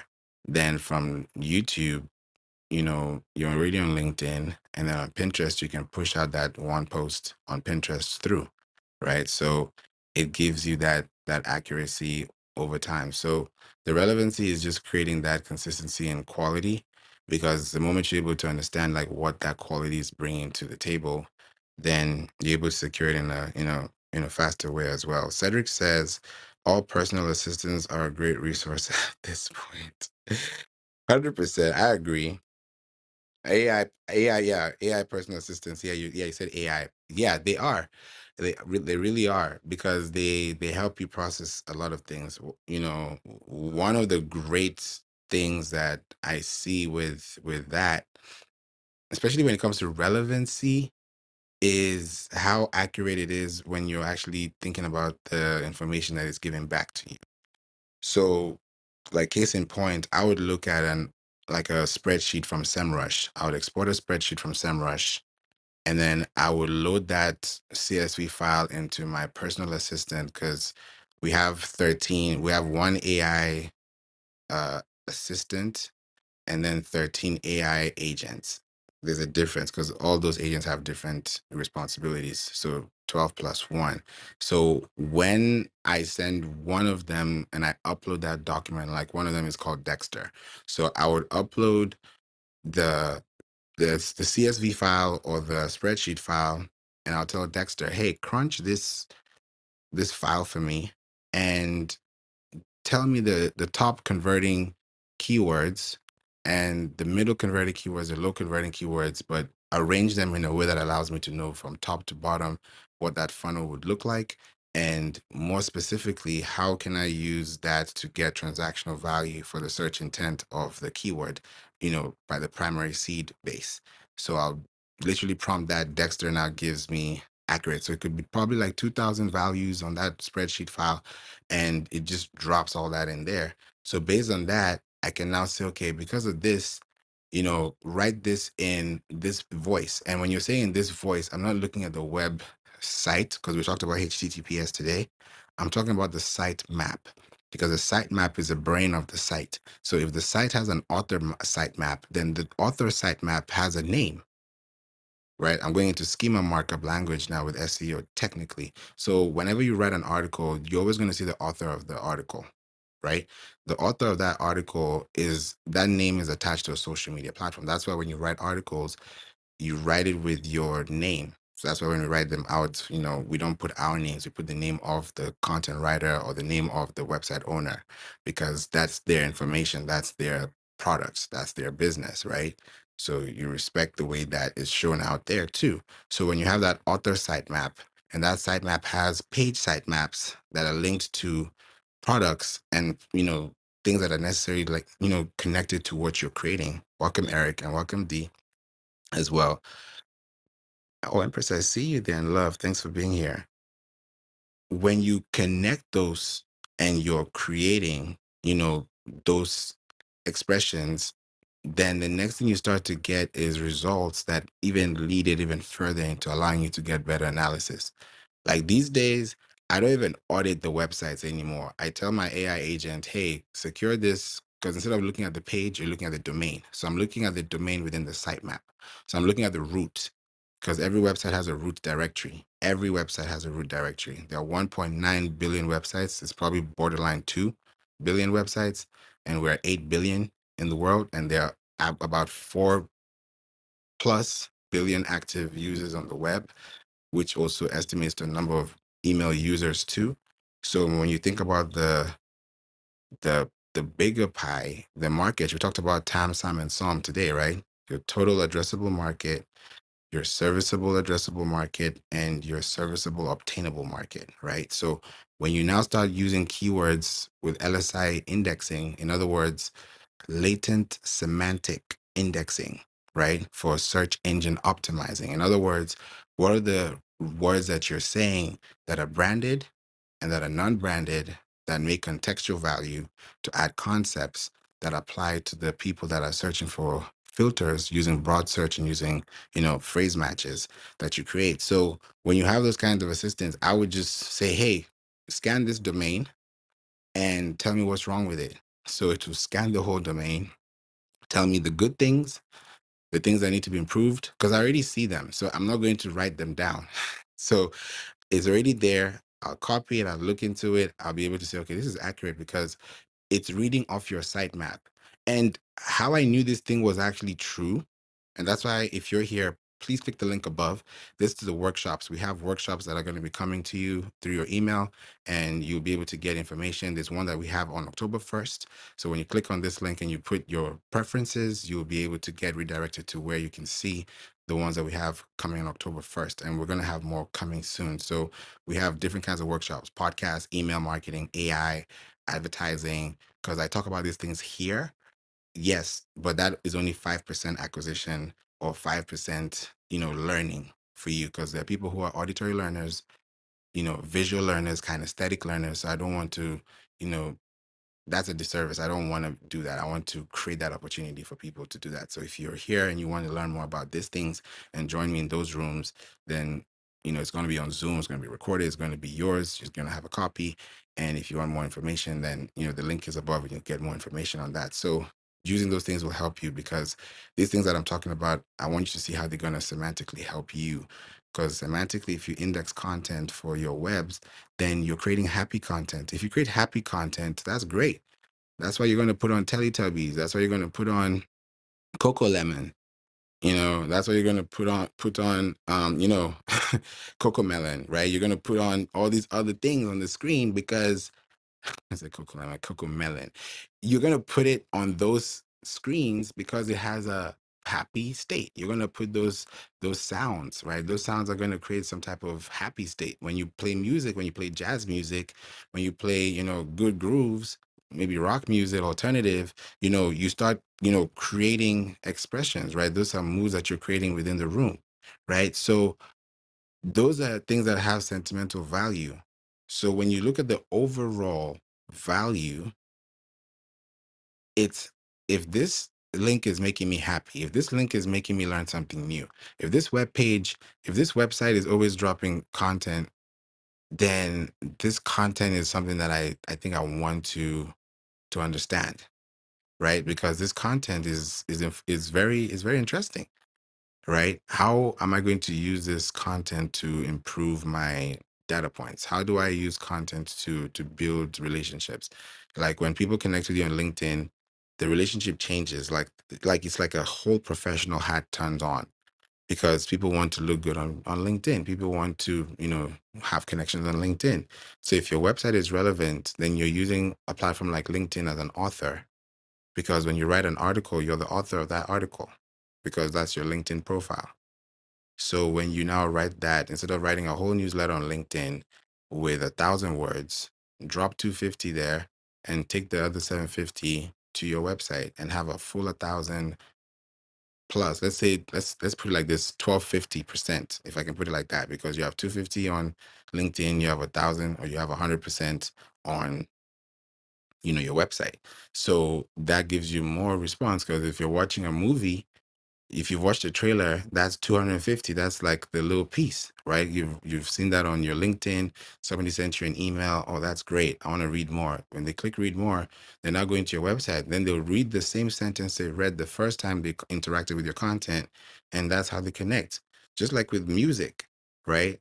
If you've heard this hit song all day long, all week long, and then the album drops, right? When that song you've been listening to comes on, you may not want to listen to that song in sequence, because you want to hear other songs and come back to it later.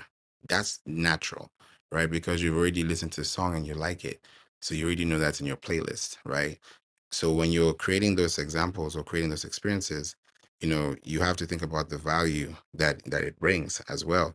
Cedric asked, I didn't even see this, do you use them internally or customer facing as well? Great question. So both, actually. So internally to, process, and customer facing because it's a system that clients could also have, because they probably don't know what systems to purchase or systems to buy, systems to invest in, when it comes to AI. Like right now, as I'm speaking to you, the company I talked about last time that, wanted to pick my brain and, connect with me, they literally reached out to me again yesterday and I had another call. So I'm just realizing that this thing is real. Like with this consulting, and it's from the same city that listens to my podcast the most, San Francisco, San Jose. So I'm not surprised that companies are reaching out or emailing me from there when I look at their signature and when I look at my podcast analytics and it's saying the same thing, and people say podcasts don't make money. The money is made on the back end. It's such a silent thing that it's so I don't even know. Till today, it's like a complex. It's like the Matrix, right? Because you talk about content that you love, you're passionate about, you show up online, you're consistent, you give value, you don't gatekeep, you're helpful, you're happy. Like people just feel your energy. They want to talk to you. They don't feel like they have to pay you to answer that question. Oh no, join my course so that you can get the rest. No, I'll give it to you for free, but you're the one that's going to take action. But if you want to pay for it, then let's talk about a strategy. But it's clear. And then they feel like, okay, that makes sense. Because if you were me, you would do the same thing. But the exchange in the value is when somebody emails you and listens to your podcast or tells you, hey, I saw this on YouTube, I saw this on Apple, or they even actually directly link that actual link to your thing, And when they link that to your profile and or send you an email, you're like, how did you find me? Of course, where else? And then they connect with you on LinkedIn. Because for me, these days I ask, how did you connect with me? They say LinkedIn. They say through reviews. They say I left a review in January. Now, 9 months later, companies are calling me to connect with them and talk about AI and marketing for their for businesses. So I'm able to really tap into systems that I was never even able to because of LinkedIn and because I wanted to take it seriously with professional networking, both in person and virtual. So the podcast is just going on its own. That's why the top 3% is there. I'm not even looking at it like, oh, how did that number change? I don't even know when it changes. I don't know when it, if you ask me, when did that number become when was the first time I saw that? I can't tell you because I don't remember when it changed from whatever percent it was. I was like, last time I checked, it was 10%. That was probably 2022. Last time I checked was 10%. So I didn't know even if it changed or if it changes. like like when I claimed my on listen notes first time, I didn't know it was gonna change. I just thought, okay, I know what this does, but if I do get the badge, I'm happy. I didn't know it was gonna change to a whole thing and then get a listen score. That's when I knew, oh, there's something here. So that's when my SEO hat came on. And I was like, okay, there's more here. Interviews. Now there's an interview on the profile. So you're literally creating real estate on a profile that you don't own, but a lot of people frequent. And that's real estate you can actually have equity on. And then when you have a credible score, it's like a credit score, right? People want to do it, people with business because they have a low debt income ratio, right? Because they want to feel comfortable, they feel trusted, right? There are things that give you that, excitement. So when you look at the bigger picture with podcasts, when those things happen in reverse, it's like, how did this happen? But you gave as much as you receive. If you give little, you receive little.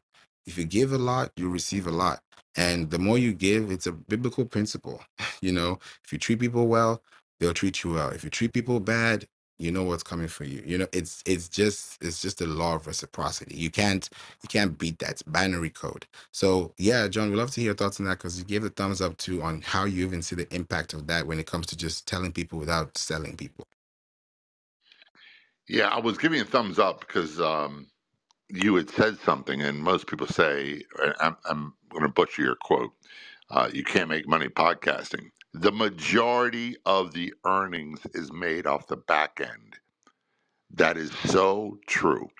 If you are a podcaster, that means you have, right now, I have two conversations between a radio and a podcast with two companies about doing partnerships.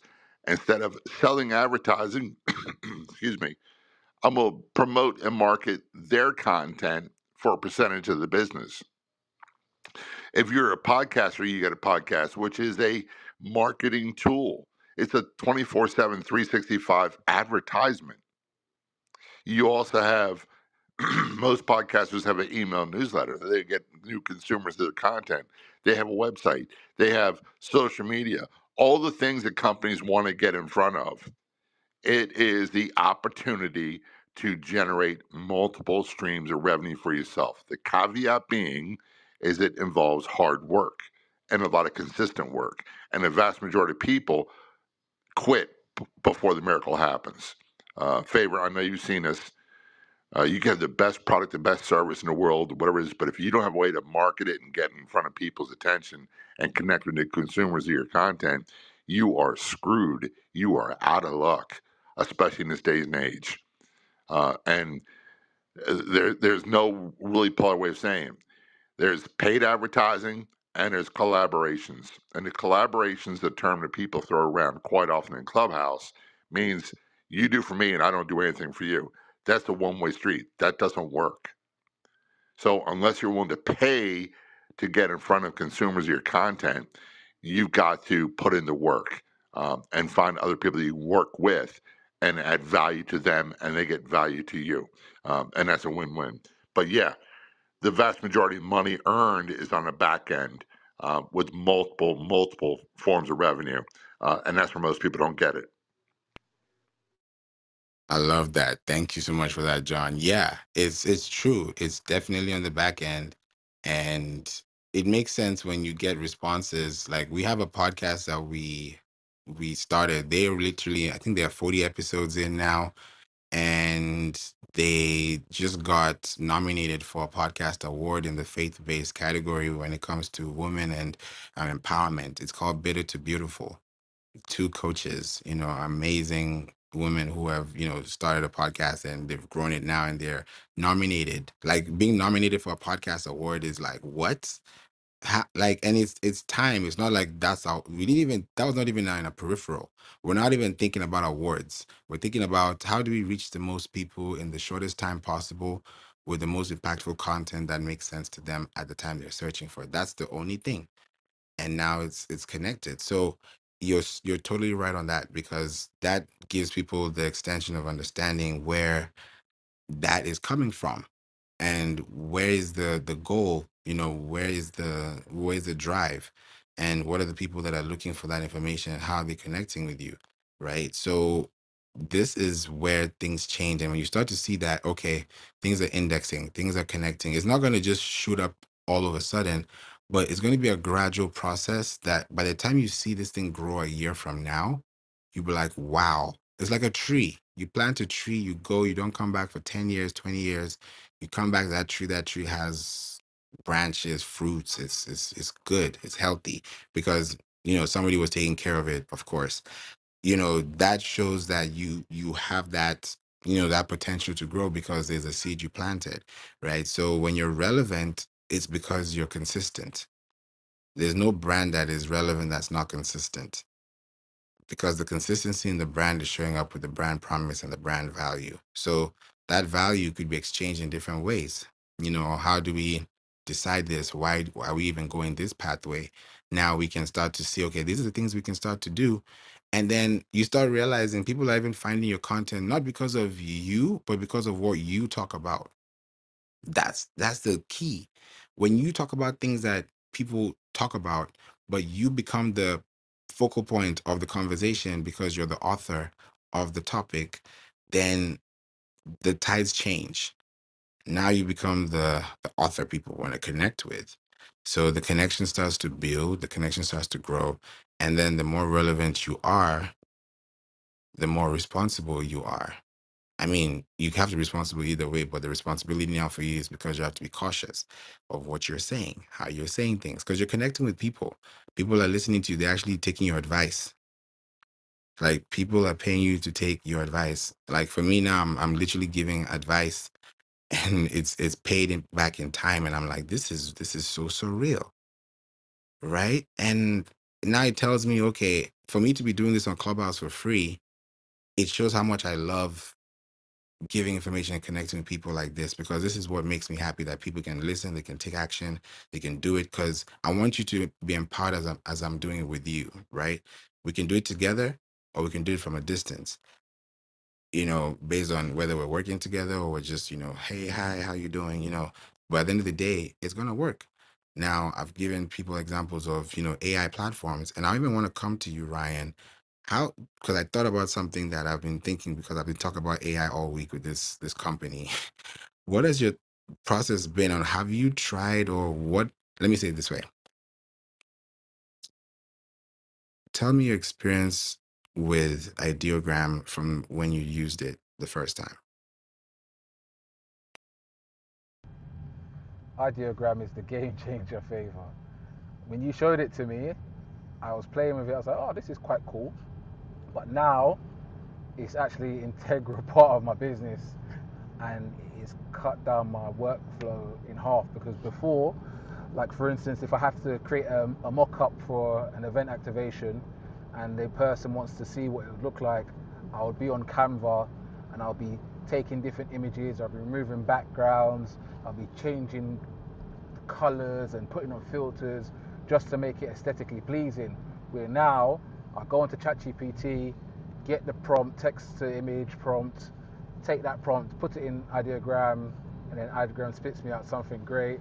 I'll take it from there, I'll go to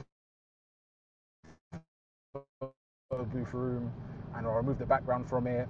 Bob's your uncle, send it to the customer, they're loving it. So having that has literally cut. I mean, that usually something like that when it comes to presenting mock-ups, that might take me like a couple hours. Now that's taking minutes. So yeah, I can't speak highly enough of it, and I've been showing it to everybody. Wow. Wow. I'm happy you're using it. Yeah, that's the key. And I think honestly, the reciprocity is crazy when I think of it, because when you help someone, when you bless someone, when you save someone's life, when you do something that is good, like the way you get it back is so immeasurable that you're like, man, I want to do more of this, because if this is what's causing this effect, then it's more of a ripple than it is just an impact. That's just a short one. It's a long one. So thanks for saying that, Ryan, and I'm glad that you're telling people out there too about it, because it's a game changer. And I'm probably going to do a workshop on that, because I people want to know how to do it better. And it's not even with the prompts, it's also with the styles when it comes to branding. Because when you start to use color palettes that are your brand, and you're able to see that and what it does for SEO, that people just use let me say it this way, people use those things and download it. And for me, with an SEO I look at it, I'm like, okay, yeah, it's AI, but you still have to enhance it, because if somebody just takes this, because they have two versions, they have a 70% version and they have an 100% version. So, and that depends on the quality of the image, right? So if you get it 100%, right, then that 100% is 100% going to be a huge image, right? And if it's a huge image, that means, slow down. That's gonna be, you know, it's gonna be really going like a really slow down the curve. Like if you have a 2 MB, 3 MB, 4 MB, boom, boom, boom, upload that to your email. Before you know it, you have great sites that are looking beautiful, but the slowness is immense. So there's that factor. It's kind of like that pit stop in the middle of a kart race. You go to the pit stop, you get your oil change, and you keep going to the finish line, right? So that kind of thing is big. It's missed. It's a technical SEO, 1, 2, but you can do it. If I mean, this is something you can definitely try. That's why I love this podcast, because people just listen, learn, take action, and I love it. But at some point, there's going to be something you need to pivot into or use it for something, and that's where creativity is irreplaceable. So when you have that and you create it and you build that for the people you're connecting with, it changes. I do that for my podcast cover arts now. And I'm like, you guys really like these pictures, because they actually want to see them. So when people are listening to music, there's a cover art. If you're using it on Apple TV or your YouTube TV, and you're playing a song or you're playing a podcast or you're playing something, and it's a thumbnail, you're gonna see some type of art. So imagine if that artwork is AI, people are just staring at it, it looks good, it's clean, it's fresh, it's compressed, it's nice. When you listen to a voice that's compressed, a voice that's uncompressed, there's a different feeling you get when you think about music. So many factors, to look into, because I have background in entertainment business. So I look at it from all those angles, when you think about artworks and stuff like that. So yeah, it's a huge thing. It's a missed opportunity if that's not considered as well. So 2025, yeah, websites are relevant.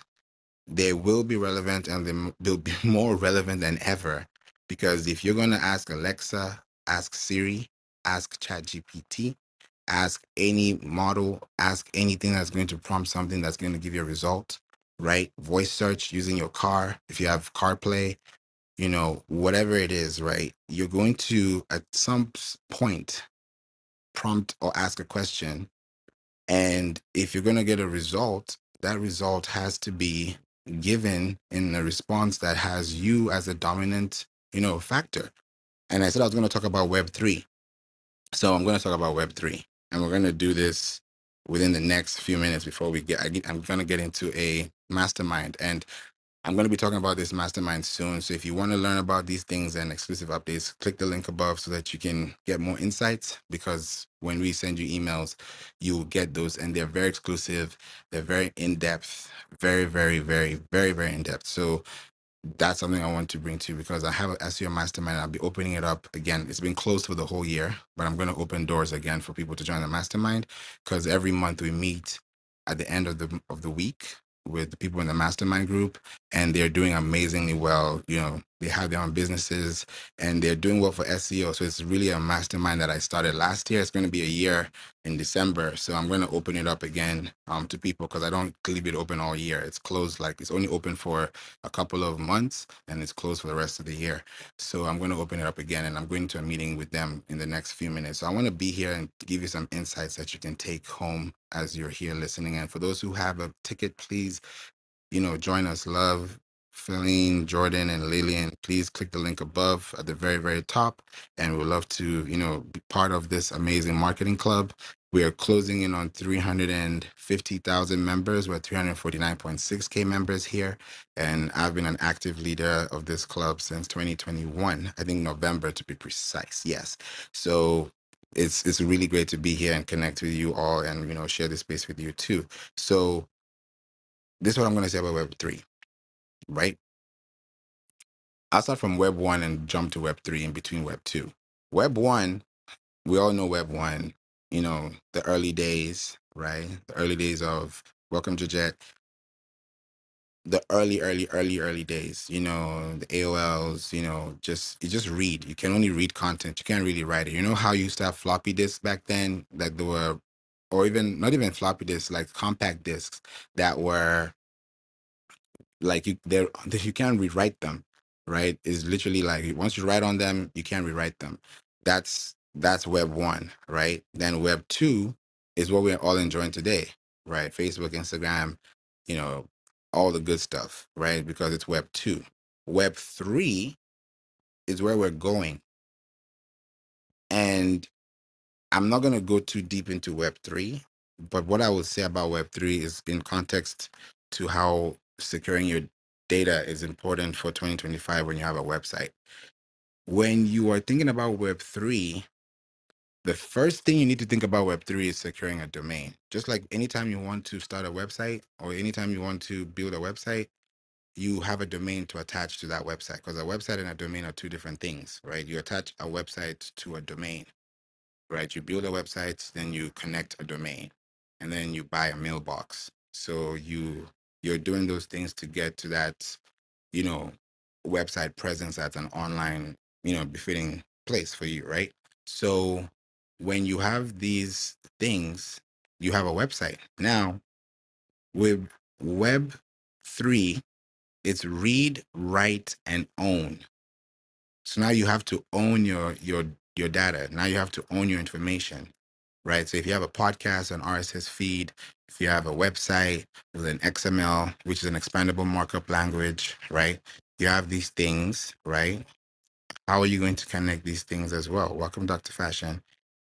How are you going to connect these things to your website? If you're not connecting them to your website and you're not securing those Web3 domains, then at some point someone's going to own them and you have to pay them to own it back, or own the rights, right? So it's something I'm going to be talking about in these workshops. I won't talk about them much out here because it's a lot of information. Even if I say it, you would have to do research, and then that's a whole different rabbit hole. So I want to just save you time and show you how it actually looks like when you look at the workshop. So those are some things I'll be talking about. And when you secure your Web3 domain, you're entering Web3 technology. And in other words, it means that you're entering a space that you can actually secure your domain and have a website that can actually even turn into cryptocurrency for you, because when you have Web3 domains, you can connect it to actually the value of your Web3 because it's a digitized domain, right?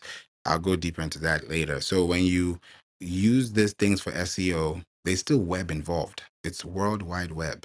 It's just 3.0. We've been in 2.0 for a while now, right? Facebook, Google, these companies are what, 20 years old? Facebook turned 20 this year, 2024, right? So they're not even 21 yet. So think about Web3 and where we'll be. I was looking at the graph chart for the podcast industry. By 2032, God willing, the podcast industry is going to be as big as the fashion industry when it comes to the market cap. So if you're not investing, you know how they say, oh man, I wish I invested in Bitcoin in 2016, 2017. This is the time right now to really ask yourself, yes, it's content, but is it evergreen? And if it's evergreen, is it ever seen on the web? And where is it being seen the most? On your website. And your site has a site map. And why it's called a site map is because it has a pathway. And a pathway is consisting of words, right? So if I have a site map and this site map has words, then how do these words, welcome, Kristen, how do these words show up on the web when somebody looks at your local library? In other words, your uniform resource locator. In other words, your URL. In other words, your link, your web page. So if I send you a link, like I showed you guys the link, if you click the link, if you click in the chat and you scroll up, you'll see the LinkedIn post. If you look at a LinkedIn post, the very few first words that you say turns into the actual link. Because if you really think about it, right, when you post a link on LinkedIn or when you post something on LinkedIn, the LinkedIn post has a mask. It has a LinkedIn redirect, right? It's masked. So you see like lnkd.in/something, right? So you don't really see the actual link. Now, if you look at this URL, what I've technically done with this URL is for the very first few words, I don't think you've ever heard this before, but this is something I want to say before we wrap up the room in 5 minutes. When you look at the URL that I gave you, which is a uniform resource locator in the chat, when you scroll up, I put it out an hour ago. In there, you'll see I'm 50 followers away from 10,000 followers on LinkedIn, right? So that's 1, 2, 3, 4, 5, 6, 7. Those are 7. Let me actually click on it right now. So 1, 2, 3, 4, 5, 6. That's very interesting from what I'm actually saying. So 1, 2, 3, 4, 5, 6, 7. There we go. So the reason why it's 7 is because the word activity is in the URL. So when you hear something that's active, that means it's when you hear when a car starts, when you hear like when a generator starts, right? That starter, like you can't start a car without a starter. I had that experience not like a few months ago. I had to replace the starter because I go to a website called Rock Auto to get all my wholesale parts instead of buying retail parts with your car. You can get any piece of parts. This is unrelated, but this is helping you if it does, right? So I get all my spare parts and my wholesale parts, at wholesale price from rockauto.com, right? So that's active. So I had to buy a starter to replace for my car, right? So when you have the starter starts the car, right? So that's activity. So if there's something that's active, how do you stay in activity, right? So when you look at the word activity after followers, you have numbers there. I put 50 and I put 10,000. That's a huge gap. So when you see the word 50 and 10,000, that tells you that if you put words on the first line of your LinkedIn post and like 5 ways to do social media like this, next line of text, what you're technically doing is you're using hypertext markup language with line text frameworks within setups of emojis aligned to give you a defined way of actively working within a space that allows people to find your content. So you not see this LinkedIn actual link in the URL the way it looks like this on LinkedIn until you copy the LinkedIn URL and paste it into your keypad or paste it into your notes. So if you've never tried that before, try that today, because these are things that you can try out and it will help you tomorrow. So I hope that helped. And before we go, we have 2 minutes. Wanted to ask you, Ryan, is there anything you'd like to say and let people know how to connect with you, and then pass it to you, John. No, once again, just thank you, Favour. The room today very insightful, and yeah, if you want to connect with me, connect with me. I'm generally just in Clubhouse learning and studying and listening to Favour and applying the information he's giving. So anything that he's talking about, look into it because it's definitely valuable. Thank you. Thank you, Ryan. Appreciate you for coming, and thanks for being here. Next time, I'll make sure that the room has some notification. I don't know how I'll do it, but I'll make sure that you don't miss out the other room. So thanks for being here. John? Yeah, thanks for everything, Favor. Like usual, I listen. I'm usually multitasking, but I listen. And I want to learn more about Web3, but I have a mental block, and somehow all I hear is Bitcoin and Forex and NFT, and I shut down. So I'm looking forward to hearing more about it. The best way you can find me is just go to my website, letradio.com. That's letradio.com. You can listen to the podcast version of the show for free. Reach out and contact me as well. Thanks, Favor. Very much appreciated. Thank you so much, John. Appreciate you too. Thank you. Thank you all so much for being here. This has been a great room. I'm glad you guys were here to learn something. Tomorrow, I'll be here talking about this is going to be at 11 a.m. Central. And I think that's going to be 9 a.m. Pacific and 12 p.m. Eastern. If I'm wrong, please correct me. So that time we'll be talking about social marketing versus email marketing versus billboard marketing, and we're gonna dive deep into that, especially the billboards part, because billboards is a whole new world right now for me, and I love it. I've been keeping this in my marketing stack, but I was like, it wasn't time, but now it's time. So, and it's beautiful. So if you're here, connect with me. If you want to get on a call for 15 minutes so we can talk about how we can get started with you and how we can work with you and how you can work with us, please click the link above and you can book a call and we can get you scheduled and we can get you started the right way. So thank you, Ryan, John. No carbs. Thanks for being here. The whole room. I appreciate you. You literally came in first and you've been here the whole time. So thank you for being here. I appreciate you so much. Chris, Wendy, D, thanks for being here. Appreciate you, D. I sent an email and I got a response back. So I'm going to get to you and let you know what they said, because I sent a really interesting email. So I'll connect with you and let you know what was said. Austin, thank you again. Dr. Fashion, appreciate you. Hidden, thanks for being here as well. Meta, thanks for joining, for being here. Love, yeah, Meta. Philly and Lillian, appreciate you for being here. God bless you all. Enjoy the rest of your day, and I'm gonna see y'all in the car row.